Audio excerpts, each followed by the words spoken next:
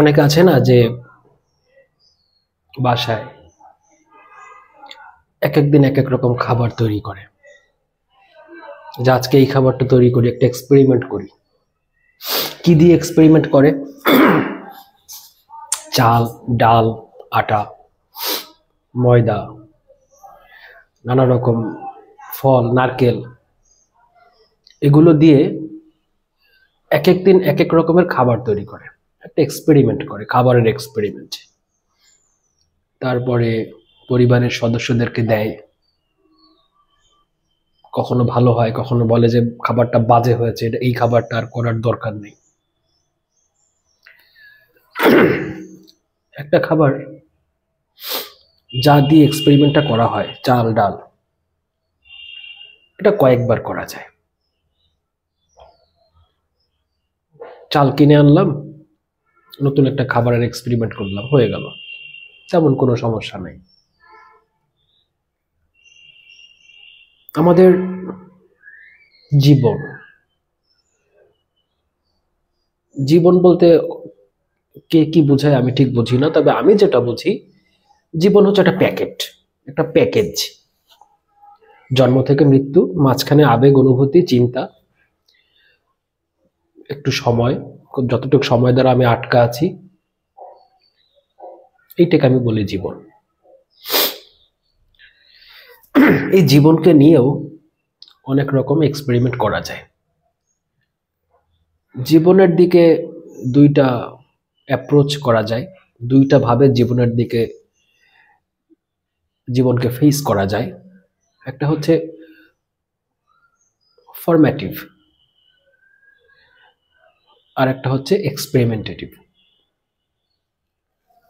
Formative মানে হচ্ছে, আমি যেটা বলতে চাচ্ছি, যে একটা প্যাটার্ন তৈরি করা আছে অনেক আগে থেকে, দাদা, চাচা, তার বাবা, সমাজ, রাষ্ট্র একটা সাধারণ প্যাটার্ন করে দিছে যে ছোটবেলায় তুমি পাঠশালায় যাবা, একটু বড় হলে বড় পাঠশালায় যাবা, আরেকটু বড় হলে আরেকটু বড় পাঠশালায় যাবা, তারপরে চাকরি করবা, ব্যবসা করবা, মানে একটা অর্থ উপার্জন করবা, একটা নারী সঙ্গ তোমার আসবে, মানে পুরুষের পার্সপেক্টিভে যদি বলি, সেখানে তোমার সন্তান হবে, এই সন্তানকে লালন করবা, পরিবারটাকে রক্ষা করবা, চিকিৎসা দিয়ে, খাদ্য দিয়ে, বস্ত্র দিয়ে, বাসস্থান দিয়ে। এরপরে তুমি বৃদ্ধ হবা, তোমার সন্তানরা বড় হয়ে যাবে, তারা পৃথিবীর বিভিন্ন দায় দায়িত্ব পাবে, তুমি আস্তে পৃথিবী থেকে সরে যাবা। একটা চলমান নাটকের মতো। আসলাম, বড় হলাম, নতুনকে আবার এনে দিলাম, আমি চলে গেলাম। ঠিক মঞ্চ নাটকে যেরকম হয়, যে একজনের অভিনয় শেষ হয়, সে পর্দার আড়ালে চলে যায়, আরেকজনের সে অভিনয় করা শুরু করে। এটা হচ্ছে ফরম্যাটিভ অ্যাপ্রোচ।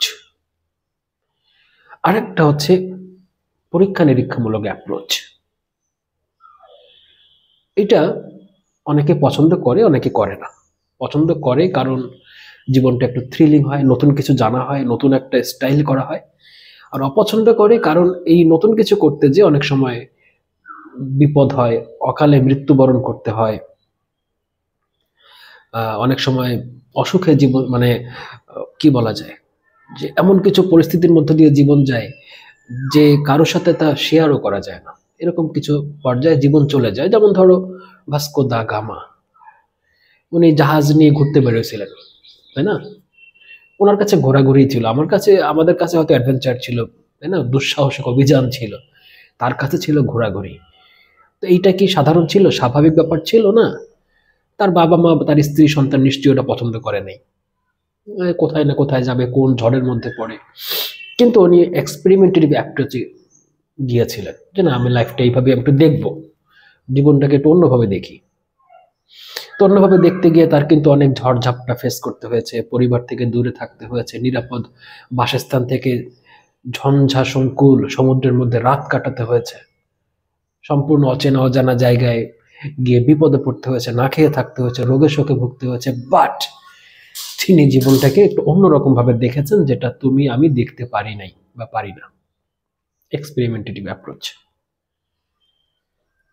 এই পরীক্ষা নিরীক্ষামূলক অ্যাপ্রোচের জীবন নিয়ে বিশেষ করে এর কিছু বৈশিষ্ট্য আছে। বৈশিষ্ট্যটা হচ্ছে, যদি তুমি পরীক্ষা নিরীক্ষা করতে চাও তোমার এই জীবনটাকে নিয়ে, তাহলে ধরো তুমি সম্পূর্ণ ব্যতিক্রমী একটা ভাবে চিন্তাধারা নিয়ে জীবনটাকে এগিয়ে নিলে, যে আমি এইভাবে জীবনটাকে একটু দেখি কেমন লাগে। 5 বছর 10 বছর তুমি এভাবে দেখলে, 10 বছর পরে মনে হলো যে না, ভুল হয়ে গেছে, এই এক্সপেরিমেন্টটা করতে যে আমার লস হয়ে গেছে। সমস্যা হচ্ছে তুমি ওখান থেকে আর ফিরতে পারবা না, তুমি ওখান থেকে ফিরে আসতে পারবা না 10 বছর আগে, কারণ তোমার সময়টা চলে যাচ্ছে। একটা সময় একটা পরীক্ষাই সম্ভব। তোমার জীবন নিয়ে তুমি 10 রকম পরীক্ষা নিরীক্ষা করতে পারবা না। উদাহরণ দিই, লতা মঙ্গেশকর সঙ্গীত নিয়ে এক্সপেরিমেন্ট করেছেন, ওনার জীবন নিয়েও এক্সপেরিমেন্ট করেছেন, বিয়ে করেন নেই। উনি শেষ বেলায় ওনাকে প্রশ্ন করা হয়েছিল যে আপনি কি আবার পৃথিবীতে আসতে চান কিনা, বা যদি আসতে চান তো কি হতে চান। উনি বলেছিলেন যে না আসলে ভালো হয়, আর ইনকেস যদি আমি আসি, আর যাই হোক লতা হতে চাই না। এই কথা দিয়ে আমি যেটা বুঝি যে উনি আসলে লতা হয়ে সন্তুষ্ট ছিলেন না, যদিও আমরা তাকে সালাম দিই, অনেক বড় শিল্পী, কিন্তু উনি সন্তুষ্ট ছিলেন না। সন্তুষ্ট থাকলে উনি বলতেন আবার আসবো, আবার লতা হব।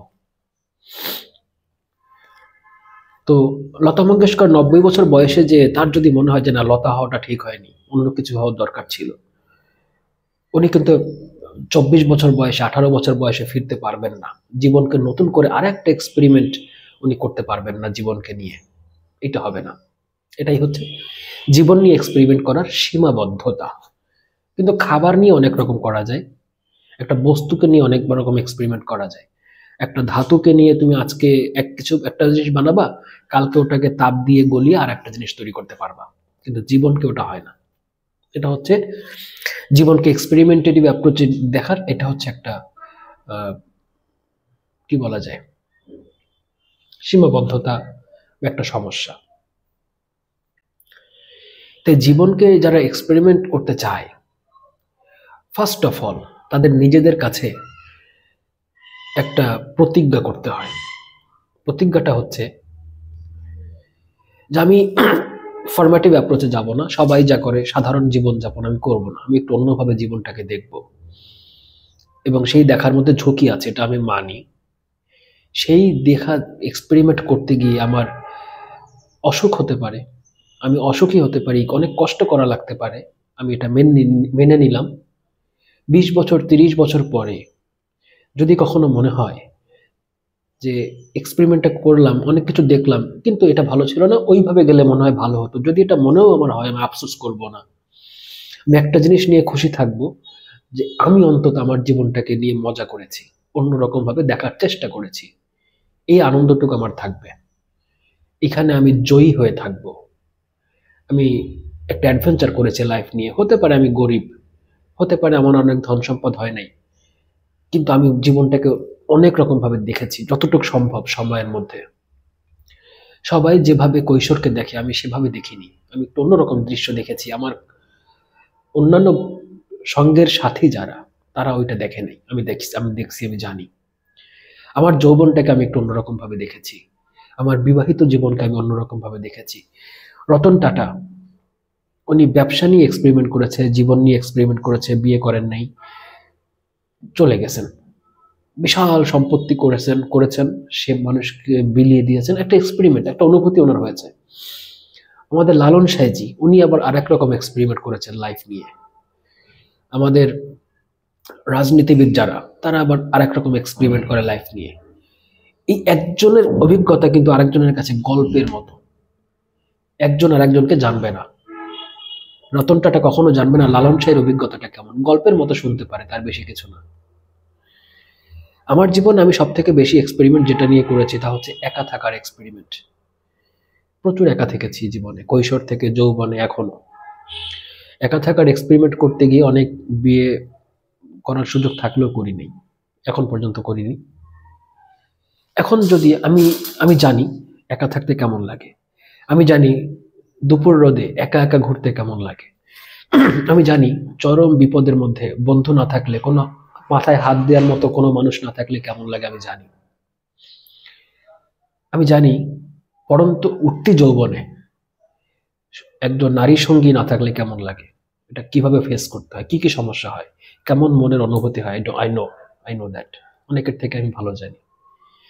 এখন এখন যদি বা সামনে যদি আমার এটা নিয়ে কোনোদিন আফসোস হয় যে এটা করা উচিত হয় নাই, তাহলে আমি হেরে যাব।